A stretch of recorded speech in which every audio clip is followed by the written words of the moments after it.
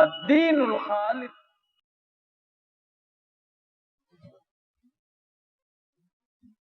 السلام علیکم ورحمۃ اللہ وبرکاتہ. الحمد للہ رب العالمین والصلاة والسلام علی اشرف الانبیاء والمرسلین نبینا محمد وعلی آلہ وصحبہ اجمعین، اما بعد. محترم سامعین کرام، مشاہدین، دینی بھائیوں اور ساتھیوں،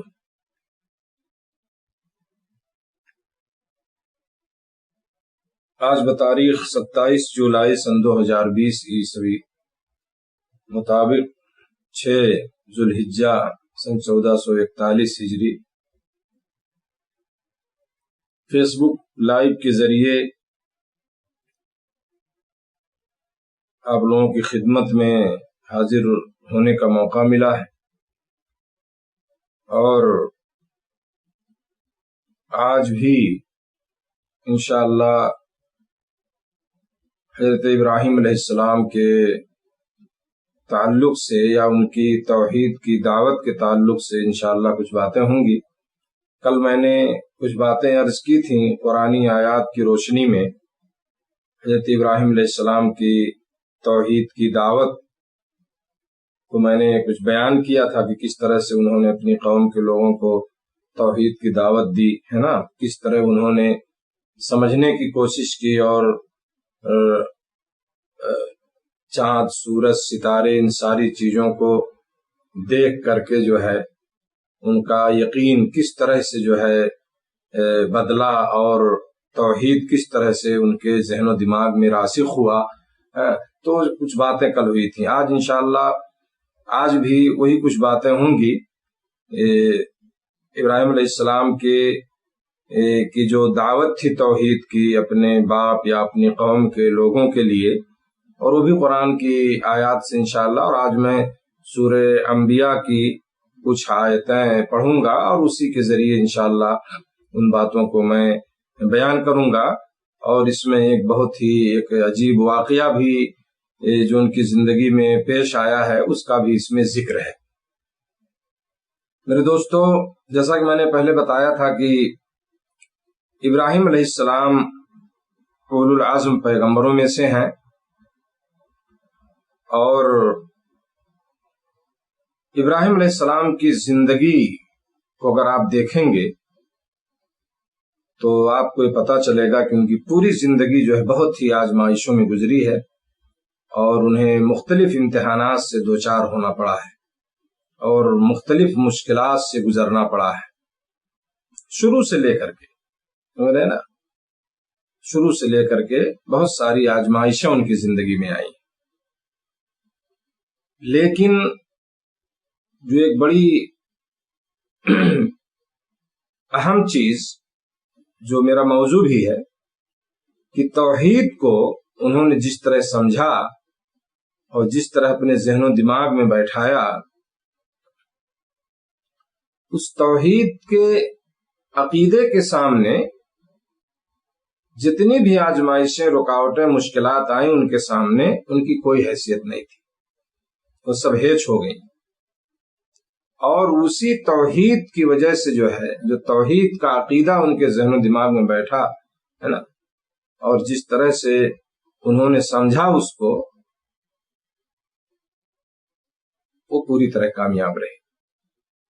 انہوں نے کسی مشکل اور کسی آزمائش، کسی امتحان کو بہت بڑا نہیں سمجھا اور اس سے گھبرائے نہیں ہو، کیونکہ عقیدہ توحید ان کے اندر راسخ ہو چکا تھا. اور اسی توحید اور دعوت توحید کو عام کرنے یا اس کی حقیقت سے لوگوں کو آگاہ کرنے کی وجہ سے اس عظیم المرتبت اور جلیل القدر پیغمبر کو اپنے قوم کے افراد سے دشمنی لینی پڑی. افراد ہی نہیں بلکہ باپ، گھر، خاندان، کنبہ، قبیلہ سب آپ کے دشمن ہو گئے. اور مشہور واقعہ جو بھی میں بتاؤں گا سورہ انبیاء کی کچھ آیتیں میں پڑھوں گا انشاءاللہ کہ آگ میں کس طرح آپ کو ڈالا گیا اور کس طرح اس چیز آئی. تو بہرحال میں یہ عرض کرنا چاہتا تھا کہ اور یہ بتانا چاہتا تھا کہ تمہید کے طور پر کہ ان کی زندگی جو ہے بہت ہی آزمائشوں میں گزری، لیکن انہوں نے اپنی دعوت توحید کو بند نہیں کیا. میرے دوستو، توحید کی دعوت سارے انبیاء کا مشن وہی تھا. سبوں نے توحید ہی کی دعوت دی، ایک اللہ کی طرف بلایا، ایک اللہ کی عبادت کی طرف لوگوں کو بلایا. اور اگر آپ دیکھیں گے ہمارے نبی جناب محمد رسول اللہ صلی اللہ علیہ وسلم کو، تو ان کے ساتھ بھی بہت ساری مشکلات آئی ہے نا. شروع سے آپ کے خاندان کے لوگ دشمن ہو گئے، آپ کے شہر کے لوگ دشمن ہو گئے ہے نا، کیا کیا نہیں کیا گیا ہے آپ کے ساتھ، سمجھ گئے. تو آپ جس کو بھی اس وقت بھی اگر آپ توحید کی دعوت دے رہے ہیں لوگوں کو، اگر آپ توحید سمجھانا چاہتے ہیں، اللہ رب العالمین کی وحدانیت کو اگر بیان کرنا چاہتے ہیں لوگوں کے سامنے، تو بہت سارے ایسے لوگ ملیں گے جو اس کو نہیں پسند کرتے، نہیں سننا چاہتے. غیروں کی بات میں نہیں کرتا ہوں، اپنے لوگوں کی بات کرتا ہوں جو کلمہ پڑھنے والے لوگ ہیں، جنہوں نے توحید کو سمجھا ہی نہیں ہے. اگر وہ توحید کو سمجھتے تو شرک نہیں کرتے، ہو شرکیہ اعمال نہیں کرتے. لیکن اگر آج ہم انہیں توحید کو سمجھاتے ہیں تو آج آپ ہی کو طرح طرح کے القاب دیے جائیں گے اور آپ کو گالیاں دی جائیں گی اور آپ کے ساتھ ناروا اور غلط سلوک کیا جائے گا. تو یہ کوئی نئی چیز نہیں ہے. اہل توحید کے سامنے ہمیشہ مشکلات رہی ہیں، چاہے وہ انبیاء ہوں یا جس دور کے بھی ہمارے علماء مشائخ ائمہ رہے ہوں، انہوں نے بہت ساری پریشانیوں کا سامنا کیا ہے. اور آج بھی اہل توحید کو ہے نا گالیاں سننی پڑ رہی ہیں، اور دوسرے لوگ نہیں، اپنے ہی لوگ جو لا الہ الا اللہ محمد رسول اللہ پڑھ رہے ہیں نا، وہی جو ہے طرح طرح کی چیزیں اور غلط جملے اور غلط باتیں جو ہے استعمال کر رہے ہیں، کہہ رہے ہیں. تو بہرحال کوئی مسئلہ نہیں ہے. اللہ کی راہ میں اور اس دعوت کو عام کرنے کے لیے اگر ہمارے اسلاف نے، انبیاء کرام نے بہت ساری پریشانیاں اٹھائی ہیں، تو اگر ہمارے سامنے ایسی کوئی پریشانیاں آتی ہیں تو ہمیں اس پہ گھبرانے کی ضرورت نہیں ہے. صبر اور ہمت کی ضرورت ہے دعوت کے کام میں، اور انشاءاللہ ایک دن وہی لوگ اس کو سمجھیں گے اور اس داعی کو جو ہے ضرور کامیابی ملے گی. تو بہرحال میں حضرت ابراہیم علیہ السلام کے تعلق سے جو کچھ آیتیں سورہ انبیاء میں ہیں، میں اس کو آج پڑھوں گا اور اس کے تھوڑی سی وضاحت اور تفسیر اور تھوڑی سی تشریح کروں گا انشاءاللہ. اعوذ باللہ من الشیطان الرجیم، بسم اللہ الرحمن الرحیم. اللہ تعالیٰ نے فرمایا وَلَقَدْ آتَيْنَا إِبْرَاهِيمَ رُشْدَهُ مِن قَبْلُ وَكُنَّا بِهِ عَالِمِينَ إِذْ قَالَ لِأَبِيهِ وَقَوْمِهِ مَا هَٰذِهِ التَّمَاثِيلُ الَّتِي أَنتُمْ لَهَا عَاكِفُونَ. اللہ تعالیٰ نے فرمایا کہ یقیناً ہم نے اس سے پہلے ابراہیم کو اس کی سمجھ بوجھ بخشی تھی اور ہم اس کے احوال سے بخوبی واقف تھے، ہے نا. یعنی ابراہیم علیہ السلام کو نبوت سے پہلے ہی جو ہے ہوش مندی، عقل مندی، دانائی، سمجھ بوجھ ہے نا، یہ عطا کر دی گئی تھی. اور اللہ نے فرمایا کہ ہم اس کے احوال سے بخوبی واقف تھے، یعنی ہم جانتے تھے کہ اس کا وہ جو ہے وہ اس رشد کا، اس سوجھ بوجھ کا ہے نا اہل ہے اور اس کا صحیح استعمال کرے گا. وہ اللہ تعالیٰ نے فرمایا، اللہ کے علم میں ساری چیزیں. اذ قال لأبيه وقومه ما هذه التماثيل التي انتم لها عاكفون. اب دیکھیے یہاں سے توحید کی دعوت جب اس نے اپنے باپ سے، کس نے؟ ابراہیم علیہ السلام نے، یعنی جب انہوں نے اپنے باپ سے اور اپنی قوم سے کہا کہ یہ مورتیاں جن کے تم مجاور بنے بیٹھے ہو کیا ہے، انتم لہا عاکفون، جس کے تم مجاور بنے بیٹھے ہو یہ کیا ہے، بتاؤ مجھے. سمجھ رہے نا؟ ما هذه التماثيل، اپنے باپ سے بھی کہا اور اپنی قوم کے لوگوں سے بھی کہا. کل بھی وہ بات آئی تھی، سمجھ رہے نا. اپنی باپ سے اور اپنی قوم سے کہا کہ جو مورتیاں جن کے تم مجاور بنے بیٹھے ہوئے کیا ہے یہ. تو تماثیل یہاں جو ہے اس آیت میں آیا ہے، یہ تمثال کی جمع ہے. یہ اصل میں کسی چیز کی ہو نقل کو کہتے ہیں تمثال. تمثال کس کو کہتے ہیں؟ ہو کسی چیز کی نقل.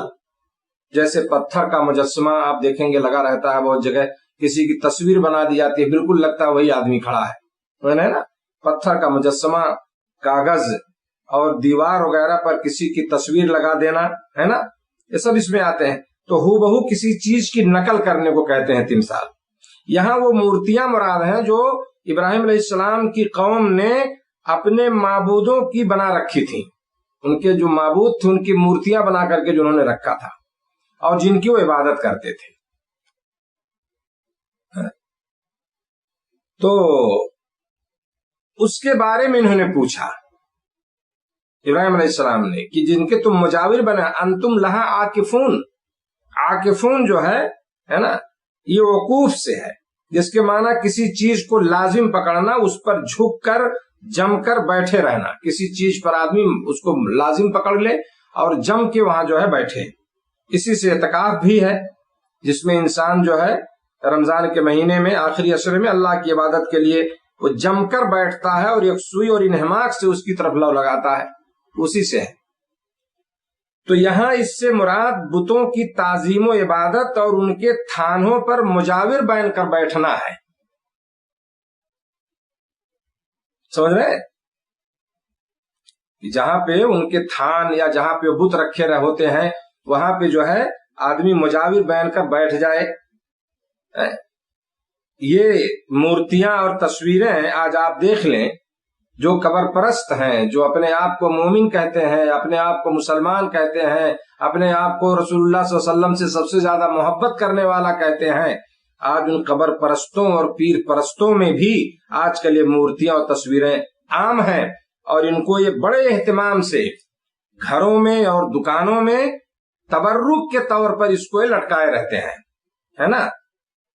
آپ دیکھیے ان کے گھروں میں بھی تصویر پائیں گے آپ ان کے باباؤں کی، دکانوں میں لٹکائے رہیں گے کہ برکت ہو جائے. تو یہ سب کچھ وہ کر رہے ہیں جو عمل مشرکوں کا عمل تھا، جو قوم ابراہیم کا عمل تھا. سمجھ رہے ہیں نا؟ جو لوگ کرتے تھے آج آپ دیکھ لیجئے کیا فرق ہے.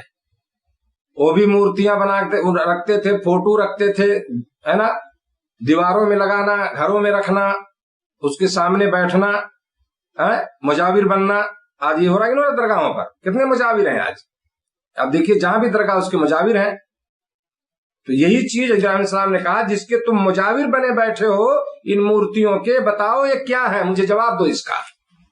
سمجھ گئے؟ تو آج بھی میرے دوستو بہت افسوس ہے کہ ایک آدمی کلمہ بھی پڑھتا ہے نا، اللہ کی وحدانیت کا، اس کے معبود ہونے کا اقرار کرتا ہے، نبی صلی اللہ علیہ وسلم کی رسالت کا اقرار کرتا ہے، لیکن آپ صلی اللہ علیہ وسلم کی تعلیم پر عمل نہیں کرتا. دین کو نہیں سمجھ پایا، وہ توحید کو نہیں سمجھ پایا. اگر وہ سمجھتا تو آج یہ برائیاں، یہ گندگی آج جو ہمارے معاشرے میں نہیں ہوتی ہے. آج ان گجیڑیوں اور افہیمیوں اور سمجھ رہے ہیں نا اس طرح سے جن کی تصویریں لگی رہتی ہیں بابا کے نام پر، آج یہ چیزیں جو ہے آج لوگوں کے گھروں میں اور دکانوں میں نہیں رہتی. تو جواب سنیے کیا جواب انہوں نے دیا. قالوا وجدنا آباءنا لها عابدین. تو ان کی قوم کے لوگوں نے سب نے جواب کیا دیا؟ سب نے جواب دیا کہ ہم نے اپنے باپ دادا کو انہی کی عبادت کرتے ہوئے پایا. ہم نے انہی کی عبادت کرتے ہوئے پایا تھا، ہم بھی وہی کر رہے ہیں. سمجھ رہے ہیں نا؟ یہ جواب تھا ان کا. جیسے ہمارے نبی صلی اللہ علیہ وسلم کے زمانے میں مشرکین نے جواب دیا کہ بھئی اس پر ہم نے اپنے باپ دادا کو ایسے ہی کرتے ہوئے پایا، ہم بھی وہی کر رہے ہیں، ہے نا. آپ دیکھیے آج اس جواب کو، اور آج کے موجودہ وقت میں، ہے نا، آج جو مسلمان جہالت اور خرافات میں پھنسے ہوئے ہیں، جو بدعات اور اسی طرح سے جاہلانہ رسم و رواج کے شیدائی ہیں، جس میں لت پت ہیں، وہ اگر آپ ان کو روکتے ہیں ان چیزوں سے کہ بھئی یہ بدعت ہے، یہ اسلام میں جائز نہیں ہے، یہ حرام ہے جو آپ کر رہے ہو، یہ غلط رسم و رواج ہے، اگر ان سے روکا جائے تو وہ جواب دیتے ہیں. کیا دیتے ہیں؟ کہ ہم انہیں کس طرح چھوڑ دیں بھائی، جبکہ ہمارے بابا آبا و اجداد باپ دادا بھی یہی کچھ کرتے رہے ہیں. سمجھ رہے ہیں؟ یہی جواب آج ان لوگوں کا بھی ہے. ارے ہم تو ہمارے گھروں میں چلا آ رہا ہے، بڑے زمانے سے یہ چیزیں ہمارے ہاں ہو رہی ہیں، تو ہم کیسے چھوڑ دیں ان چیزوں کو؟ سمجھ رہے ہیں نا؟ افسوس ہے میرے دوستو. تو آج یہ لوگ بھی وہی جواب دیتے ہیں جو ان لوگوں نے جواب دیا تھا ابراہیم علیہ السلام کی قوم کے لوگوں نے. اور یہی جواب وہ حضرات بھی دیتے ہیں جو کتاب و سنت کے نصوص سے اعراض کر کے، ہے نا، یعنی اس کو پس پشت ڈال کر کے، نہ تو ان کو قرآنی آیات سے مطلب، نہ نبی کریم صلی اللہ علیہ وسلم کی سنت سے. جو لوگ اس طرح سے آج کتاب و سنت، قرآن و حدیث سے اعراض کر کے، اس کے نصوص سے اعراض کر کے، ہے نا، علماء اور مشائخ کے آراء، یعنی ان کی رائے اور ان کے افکار سے چمٹے رہتے ہیں یا چمٹے رہنے کو ضروری خیال کرتے ہیں، وہ بھی یہی جواب دیتے ہیں کہ ہمارے مولوی صاحب نے یہ کہا، ہمارے مولانا نے یہ کہا، ہمارے جو ہے جس کے ہم مرید ہیں ان کی یہ رائے ہے، وہ ایسا ہم کو بتاتے ہیں. تو وہ بھی یہی جواب دیتے ہیں. آپ ان کو سناؤ ایسے قرآن کھول کے، تو اس چیز کو ماننے کے لیے تیار نہیں ہے. تو بہرحال اللہ تعالیٰ انہیں صحیح سمجھ دے، انہیں ہدایت دے، ہم یہی دعا کریں گے. تو انہوں نے جواب دیا کہ بھائی ہم اپنے باپ دادا کو انہیں کیا ہے، انہی کی عبادت کرتے ہوئے پایا، تو ہم لوگ بھی کر رہے ہیں. قال لقد كنتم انتم وآباؤكم في ضلال مبين. ابراہیم علیہ السلام نے فرمایا پھر تو تمہارے باپ دادا سبھی یقیناً کھلی گمراہی میں مبتلا رہے، سب کے سب کھلی گمراہی میں ہو، ہے نا. قالوا اجئتنا بالحق ام انت من اللاعبین. وہ لوگ کہنے لگے، ان قوم کے لوگ، کیا آپ ہمارے پاس سچ مچ حق لائے ہیں یا یوں ہی مذاق کر رہے ہیں؟ حق لائے ہیں آپ، کوئی حق چیز ہے آپ کے ساتھ، یا ہمارا مذاق اڑا رہے ہیں آپ؟ ہے نا. ابراہیم علیہ السلام کی قوم کے لوگوں نے کہا. یہ اس لیے انہوں نے کہا کیونکہ اس سے پہلے انہوں نے توحید کی آواز نہیں سنی تھی، توحید کی اس دعوت کو انہوں نے نہیں سنا تھا. انہوں نے سوچا پتہ نہیں ابراہیم ہمارے ساتھ مذاق تو نہیں کر رہا ہے، ایسی باتیں کہہ رہا ہے. تو انہوں نے کہا کہ کیا سچ مچ جو ہے آپ ہمارے پاس حق بات لائے ہو یا یوں ہی مذاق کر رہے ہو؟ قال بل ربكم رب السماوات والارض الذي فطرهن وانا على ذلكم من الشاهدين. ابراہیم علیہ السلام نے فرمایا نہیں، حقیقت میں در حقیقت تم سب کا پروردگار تو وہ ہے جو آسمان اور زمین کا مالک ہے. کون؟ تم سب کا پروردگار تو وہ ہے جو آسمان اور زمین کا مالک ہے، جس نے انہیں پیدا کیا ہے. میں تو اسی بات کا گواہ ہے اور قائل ہوں. سمجھ گئے؟ یعنی مطلب اس کا یہ کہ ابراہیم علیہ السلام نے جو بات کہی کہ میں مذاق نہیں کر رہا، بلکہ ایک ایسی چیز پیش کر رہا ہوں جس کا علم و یقین ہے، یعنی مشاہدہ مجھے حاصل ہے، اور وہ یہ کہ تمہارا معبود ہے یہ مورتیاں نہیں ہیں، بلکہ وہ رب ہے جو آسمان و زمین کا مالک اور ان کا پیدا کرنے والا ہے، وہی تمہارا رب ہے. یہ چیز میرے یقین، علم و یقین سے میں کہہ رہا ہوں جو مجھے حاصل ہوا ہے. سمجھ گئے نا؟ یہ جو مورتیاں، یہ جو بت تم جو پوج رہے ہو، یہ تمہارے معبود نہیں ہیں، بلکہ تمہارا معبود کون ہے؟ بل ربکم رب السماوات والارض الذی فطرہن. وہ رب ہے جو آسمان و زمین کا مالک ہے اور ان کا پیدا کرنے والا ہے. میں مذاق نہیں کر رہا ہوں، میں یقین کے ساتھ اس بات کو کہہ رہا ہوں. یہ ہے توحید کی دعوت میرے دوستو، یہ دعوت توحید ابراہیم علیہ السلام سمجھا رہے ہیں اپنی قوم کے لوگوں کو. اس کے بعد کیا کہہ رہے ہیں وہ؟ وَتَاللَّهِ لَأَكِيدَنَّ أَصْنَامَكُمْ بَعْدَ أَن تُوَلُّوا مُدْبِرِينَ. اور اللہ کی قسم میں تمہارے ان معبودوں کے ساتھ جب تم علیحدہ پیٹھ پھیر کر چل دو گے، ایک چال چلوں گا، ہے نا. یہ بات جو ابراہیم علیہ السلام نے کہی کہ جب تم چلے جاؤ گے تو میں ایک چال چلوں گا جو ہے تمہارے ان معبودوں کے ساتھ جن کو تم نے اپنا اللہ مان لیا ہے، الہ مان لیا ہے، رب تسلیم کر لیا ہے، جن کو تم پوجتے ہو، میں ایک چال چلوں گا ان کے ساتھ۔ یہ بات جو ہے یعنی ابراہیم علیہ السلام نے اپنے دل میں یہ عزم کیا تھا، ارادہ کیا تھا۔ بعض لوگ کہتے ہیں کہ آہستہ سے کہا، آہستہ سے انہوں نے کہا، جس سے مقصود کیا تھا، بعض لوگوں کو سنانا تھا تاکہ وہ اس جملے کو لوگ سن لیں کہ میں کہہ کیا رہا ہوں، کہ میں کچھ کروں گا تمہارے ان معبودوں کے ساتھ، ہے نا۔ واللہ عالم، جو بھی، بہرحال اب چاہے دل میں انہوں نے ارادہ کیا ہو یا تھوڑا آہستہ سے بولے ہوں، کسی نے سن لیا ہو۔ تدبیر جو یہاں آیا، تولو مدبرین، یعنی میں ایک چال چلوں گا، تدبیر اختیار کروں گا، یعنی عملی کوشش جو ہے، یعنی زبانی واز جو ہوا زبان سے سمجھا رہے ہیں، وہ نصیحت کر رہے ہیں، ہے نا۔ تو زبانی واز کے بعد جو ہے کسی منکر کو بدلنے کے لیے، اس کی تبدیلی کے لیے، کسی غلط چیز سے روکنے کے لیے جو ہے عملی طور پر جو ہے وہ عملی شکل میں وہ کرنا چاہتے تھے۔ یہ ایسا نہیں کرو، یہ چیز نہیں ہے، تمہارے معبود نہیں، لیکن عملاً وہ کچھ کرنا چاہتے تھے۔ وہاں کیا تھا مراد ان کا؟ بتوں کو توڑنا پھوڑنا جو ہے نا، یہ پلاننگ تھی ان کی۔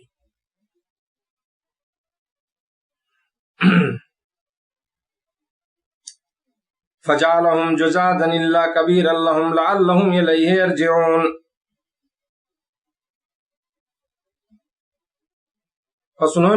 پس اس نے ان سب کے ٹکڑے ٹکڑے کر دیے، ہاں صرف بڑے بت کو چھوڑ دیا، یہ بھی اس لیے کہ وہ سب اس کی طرف ہی لوٹ آئیں،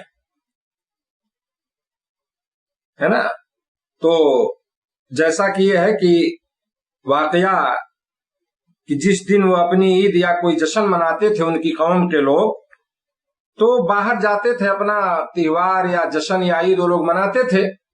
تو ایک دن اور عید تھی، انہوں نے کہا اس کے لیے ابراہیم علیہ السلام سے بھی کہ بھائی چلو تم بھی ہمارے ساتھ، ہے نا، جیسا کہ دوسری آیت میں ہے یہ۔ تو انہوں نے کہا تھا نہیں، میں تو بیمار ہوں، میں نہیں جاؤں گا۔ حالانکہ بیمار نہیں تھے، انہوں نے کھیلا کہا، ایک بہانہ کیا جو ہے، ان کی پلاننگ دوسری تھی۔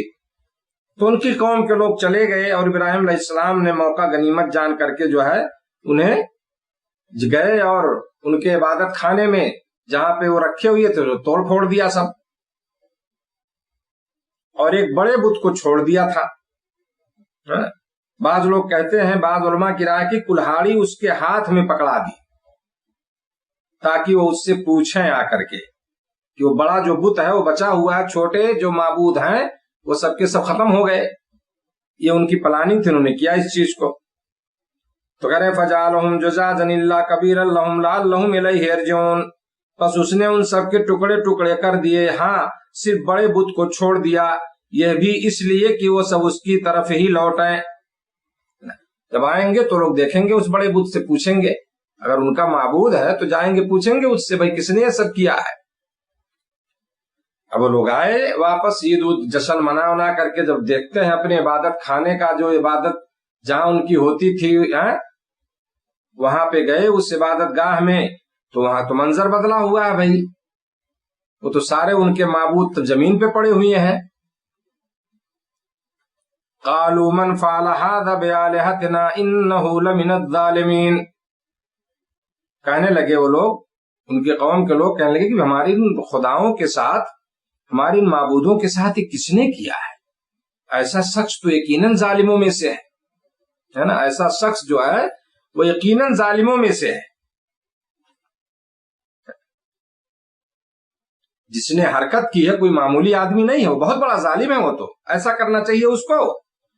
قالوا سمعنا فتى يذكرهم يقال له ابراہیم، تو لوگ بولے، ان کی قوم میں سے کچھ لوگ، کہ ہم نے ایک نوجوان کو اس کا تذکرہ کرتے ہوئے سنا تھا جس سے ابراہیم کہا جاتا ہے۔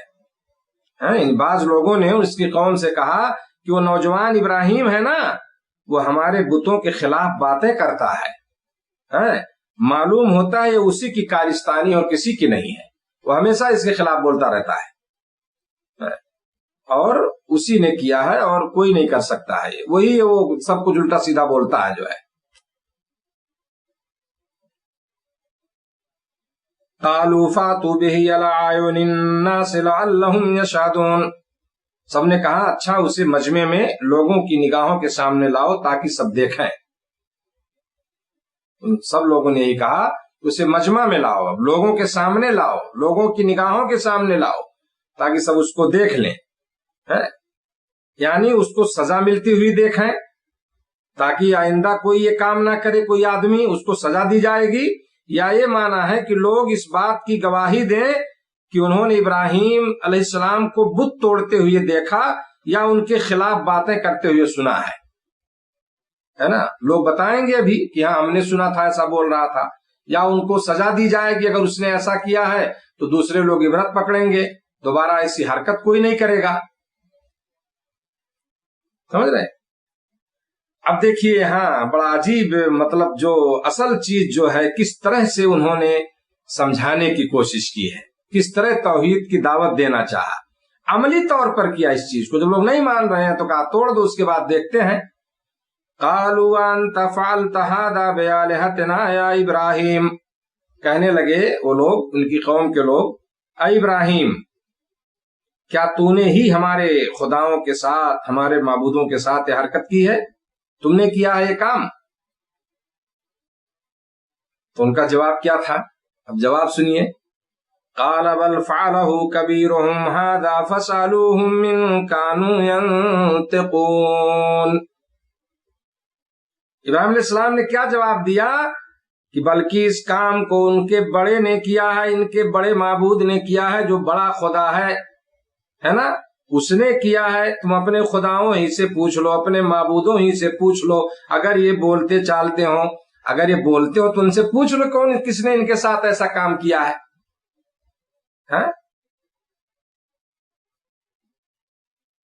تو آپ دیکھیے یہ جواب ابراہیم علیہ السلام کا ہے نا، ابراہیم علیہ السلام کو لایا گیا مجمع میں اور ان سے پوچھا گیا کہ بھائی بتاؤ تم نے کیا ہے، تو انہوں نے کہا بھائی یہ تو ان کے بڑے بت نے کیا ہے، یہ جو بڑا خدا ہے، اور جو ٹوٹے ہوئے بت ہیں پڑے ہیں یہ بول کر بتا سکتے ہیں، تو ذرا ان سے پوچھو تو صحیح۔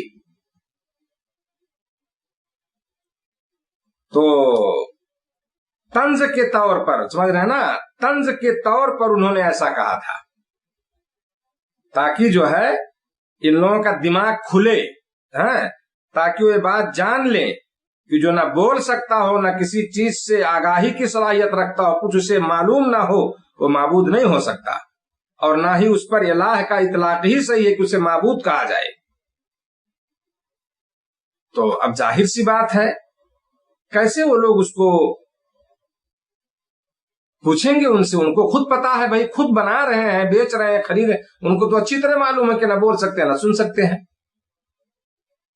ان کے اندر نہ بولنے کی صلاحیت ہے نہ سننے کی صلاحیت ہے، کچھ نہیں، وہ کیا کریں گے وہ؟ تو یہ دیکھیے جو ہے ابراہیم علیہ السلام کا جواب جو ہے کہ سب کا ہوش اڑ گیا، یار یہ تو بڑی عجیب بات ہے اس نے کہی ہے، اب کیسے ہم لوگ اس سے پوچھیں گے، بولے گا ہی نہیں وہ۔ تو یہ ہے میرے دوستو حکمت، آپ دیکھیے کہیں کہیں آدمی اپنے کسی عمل سے ایسی چیز ثابت کر دیتا ہے نا کہ جہاں پہ بولنے کی ضرورت نہیں، وہ حالات ہی اس کی گواہی دیتے ہیں کہ صحیح ہے یا غلط ہے، وہی ان کے ساتھ ہوا۔ فرجعوا الى انفسهم فقالوا انکم انتم الظالمون، پس یہ لوگ اپنے دلوں میں قائل ہو گئے اور کہنے لگے واقعی ظالم تو تم ہی ہو، اپنے آپ کو کہنے لگے، ہے نا، کیونکہ ابراہیم علیہ السلام کے اس جواب سے، جو انہوں نے جواب دیا کہ ان اپنے بڑے جو ٹوٹے ہیں ان سے پوچھ لو، ان کے بڑے نے کیا ہوگا، اس کلاڑی وہیں لٹک رہے وہی مارا ہوگا، کون مارے گا ان کو، تو اس جواب سے وہ سوچ میں پڑ گئے اور ایک دوسرے کو لاجواب ہو کر کہنے لگے واقعی ظالم تو تم ہی ہو، جو اپنی جان سے کسی نقصان چیز کو روکنے پر، ختم کرنے پر ہے یا नुकसान पहुंचाने वाले का हाथ पकड़ने पर कादिर नहीं, वो इबादत का मुस्तहिक क्यों कर रह सकता है। ये चीज बहरहाल वो दिल में तो उन्होंने महसूस किया होगा। बाज लोगों का कौल है, बाज उलमा का इस सिलसिले में कि उन्होंने ये मफहूम बयान किया है, यानी एक तो ये है कि भाई जो नुकसान नफा का मालिक ना हो, है ना, जो नुकसान पहुंचाने वाले का हाथ पकड़ने पर कादिर ना हो, अपने आप को नुकसान से बचा ना सके, वो कैसे इबादत के लायक हो सकता है, कैसे माबूद हो सकता है। उसी पे हमला हो जाए और अपनी हिफाजत ना कर पाए तो तुम्हारी हिफाजत कैसे कर पाएगा वो, समझ रहे हैं। बाद लोगों ने मफहूम बयान किया कि माबूदों की अदम हिफाजत पर एक दूसरे को मलामत की और हिफाजत के छोड़ने पर एक दूसरे को जालिम कहा कि तुम लोगों ने अपने माबूदों की हिफाजत तुम लोग नहीं कर पाए, तुम सब जो है तुम ही लोग जालिम हो। एक दूसरे को आपस में कहने लगे, है ना, कि तुमने जो है अपने माबूदों की हिफाजत तुम नहीं कर पाए। तो आज आप देखें, हैं, आज भी वही हाल है, आज भी वही हाल है। आज जो बड़े बड़े दरगाह हैं जहां पे लोग अपनी जरूरतें लेके पहुंचते हैं, जहां पर लोग जो है क्या है औलाद मांगने जाते हैं, जहां पे जाके वहां पे अपनी मुश्किल और परेशानी को दूर करना चाहते हैं कि ये लोग दूर करेंगे, वो क्या ये नहीं समझती इस चीज को कि वो मरा हुआ बाबा जो उसके अंदर है, उनका बाबा, मैं नहीं बाबा कह रहा हूं, उनके अकीदे के मुताबिक वो क्या उनकी बात सुनेगा, वो सुन रहा है, वो उसकी तकलीफ को दूर करेगा, वो उसकी परेशानी को दूर करेगा। अस्तगफिरुल्लाह, कहां लोगों की अकल गायब है। क्यों लोग नहीं इस कुरान को समझते, क्यों नहीं कुरान को पढ़ते हैं?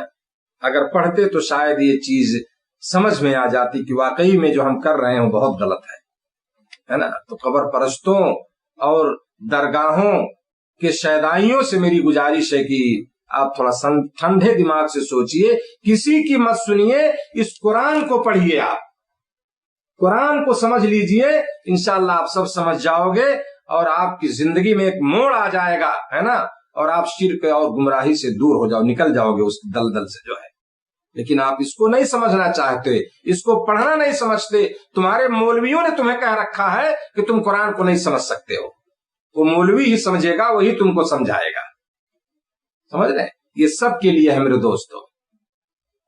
अल्लाह ने फरमाया वलक़द यस्सरनल कुरान लिज़िक्र फ़हल मिन मुद्दकिर, हमने इस कुरान को आसान कर दिया है, हमने इसको मुश्किल नहीं बनाया। ये अल्लाह कह रहा है, ये आसान है मेरे दोस्तों, इसका समझना।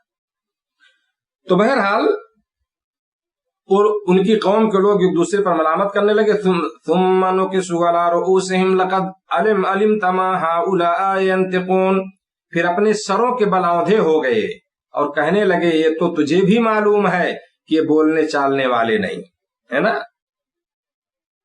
यानी उन्होंने इब्राहिम अलैहिस्सलाम से कहा कि भाई ये तो तू भी जानता है कि ये बोलेंगे नहीं, ये बोलने चालने वाले नहीं है, तो इब्राहिम तू हमें ये क्यों कह रहा कि उनसे पूछो अगर ये बोल सकते हैं, जबकि तू अच्छी तरह जानता है कि ये बोलने की ताकत से मालूम है, तुझको ये भी बात मालूम है, तुम खुद इस बात को अच्छी तरह जानते हो कि ये जो माबूद है हमारे, ये जो हैं, ये बोलने और चालने की ताकत नहीं रखते, फिर तुम हमसे क्यों कहते हो कि इनसे पूछो अगर ये बोलने की ताकत रखते हो या बोल सकते हो।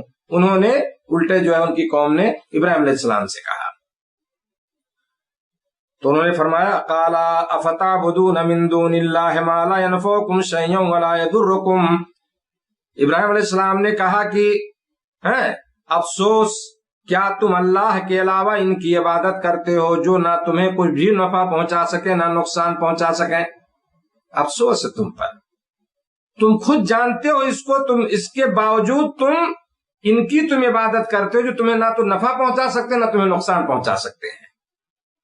उफ़्फ़िल लकुम, तुफ़ है तुम पर, वलिमा ताबुदून मिन दूनिल्लाहि अफ़ला ताक़िलून, तुफ़ है तुम पर और उन पर जिनकी तुम अल्लाह के सिवा इबादत करते हो, क्या तुम्हें इतनी सी अकल भी नहीं है, तुम इतना भी नहीं सोच समझ सकते, थोड़ी सी भी अकल तुम्हारे अंदर मौजूद नहीं है, तुम इस बात को नहीं समझ सकते हो।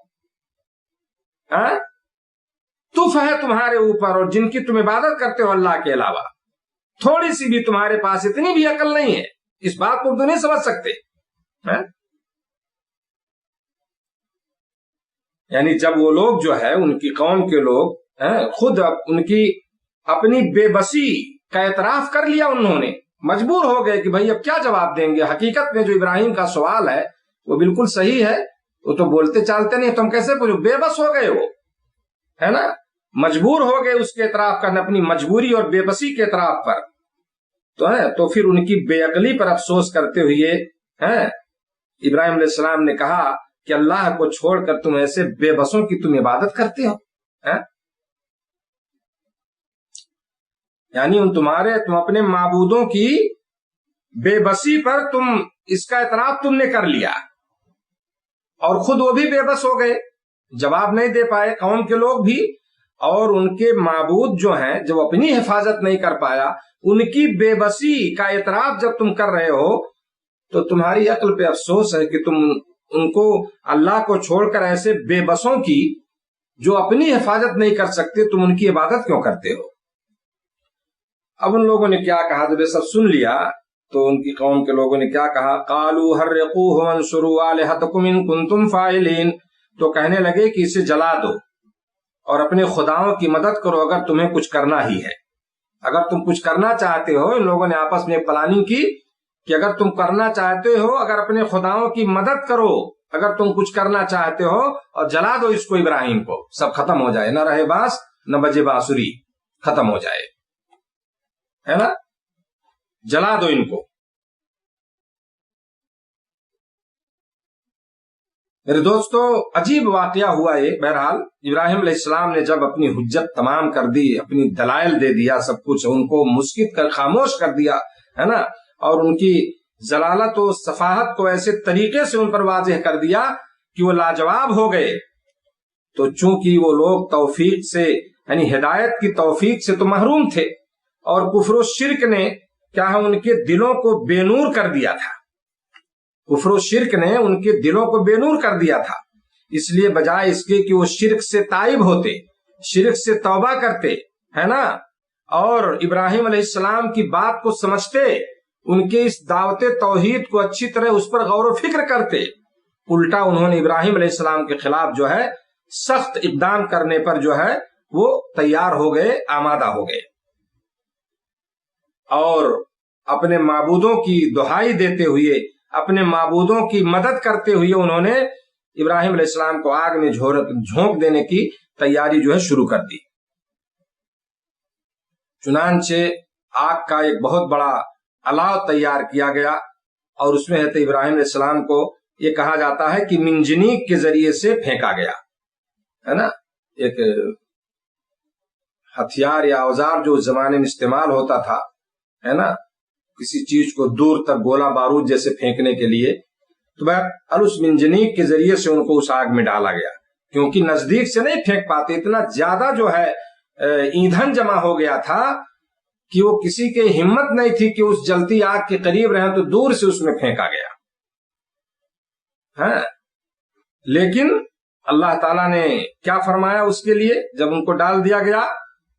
قُلْنَا يَا نَارُ كُونِي بَرْدًا وَسَلَامًا عَلَىٰ ابراہیم، تو ہم نے فرما دیا، اللہ تعالیٰ فرما رہا ہے، ہم نے فرما دیا اے آگ تو ٹھنڈی پڑ جا، اور ابراہیم علیہ السلام کے لیے سلامتی اور آرام کی چیز بن جا، ہاں، ابراہیم علیہ السلام کے لیے کیا ہے؟ آرام کی چیز بن جا جو ہے نا، یعنی ٹھنڈی ہو جا، ٹھنڈی پڑ جا اور سلامتی بن جا۔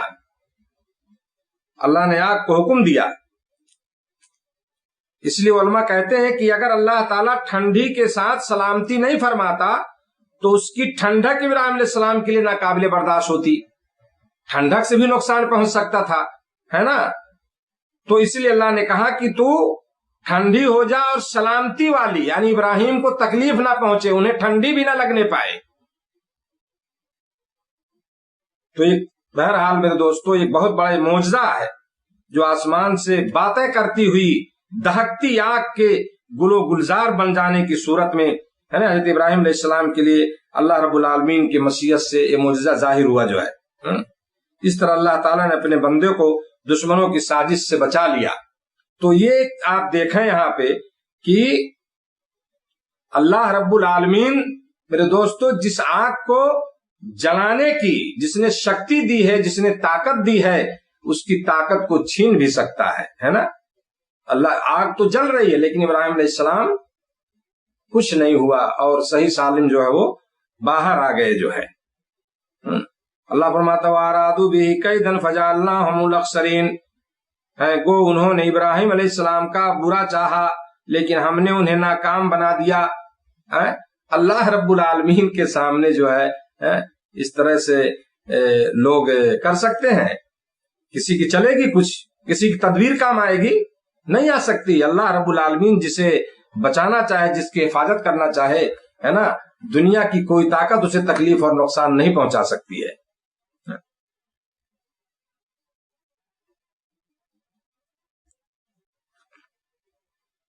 تو وہ ان کا میرے دوستو ابراہیم علیہ السلام کے ساتھ میں نے بتایا کہ بڑی آزمائشیں ان کی زندگی میں آئیں، اور یہ بھی ایک بہت بڑی آزمائش تھی جہاں ان کو دنیا یعنی اسے ختم کرنے کی پلاننگ ہو چکی تھی کہ انہیں آگ میں ڈال دیا جائے اور انہیں جلا دیا جائے. لیکن اللہ رب العالمین نے جو ہے آگ کو کیا کیا، گل و گلزار بنا دیا جو ہے. اور آگ نے کیا ہے کہ ابراہیم علیہ السلام کو آگ جلا نہیں سکی، بلکہ وہ ٹھنڈی اور ان کے لیے سلامتی والی چیز بن گئی جو ہے. تو اللہ نے فرمایا کہ ہم جو ہے ہم نے انہیں ناکام بنا دیا. لوگوں نے برا چاہا ان کے ساتھ، وَأَرَادُوا بِهِ كَيْدًا فَجَعَلْنَاهُمُ الْأَخْسَرِينَ، ہمیں انہیں ناکام بنا دیا جو ہے. آگے اللہ نے فرمایا وَنَجَّيْنَاهُ وَلُوطًا إِلَى الْأَرْضِ الَّتِي بَارَكْنَا فِيهَا لِلْعَالَمِينَ، اور ہم ابراہیم اور لوط کو بچا کر اس زمین کی طرف لے چلے جس میں ہم نے تمام جہان والوں کے لیے برکت رکھی تھی. جب اللہ رب العالمین نے یہاں ذکر کیا، اس سے مراد جو ہے اکثر مفسرین کے نزدیک ملک شام ہے.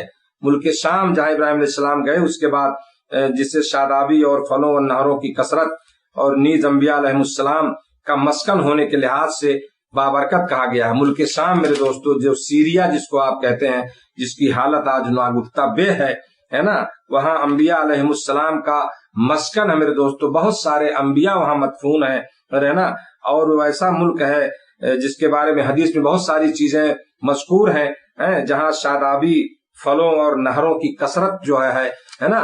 تو آج اس ملک کو آپ دیکھ لیجئے کس طرح اس کا حشر لوگوں نے کیا ہے نا، اور کس طرح اس کے ساتھ لوگ سلوک کر رہے ہیں کہ آج وہاں کے لوگ ہجرت کرنے پہ مجبور ہیں، جہاں آج وہاں انہیں رہنے کی جگہ نہیں ہے. جو اپنے ملک میں جو اہل سنت والجماعت لوگ ہیں، آج ان کی زندگی کو تنگ کر دیا گیا ہے.